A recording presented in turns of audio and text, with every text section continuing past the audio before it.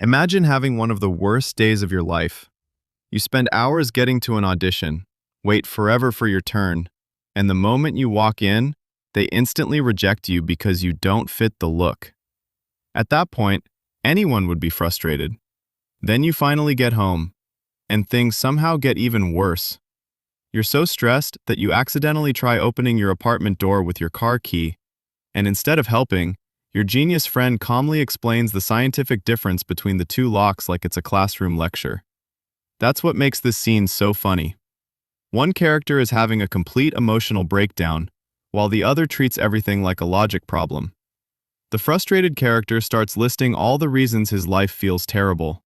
No acting career, no success, no relationship, and then, to make the day even worse, a fly literally flies into his mouth. And the response he gets? Well, insects are actually high in protein. That line is hilarious because it's technically helpful, but emotionally the worst thing you could say in that moment. The comedy in this scene works so well because it feels natural. It's not forced jokes, it's the contrast between emotion and pure logic.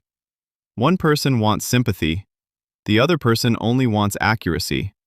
And the final sarcasm line perfectly ends the scene.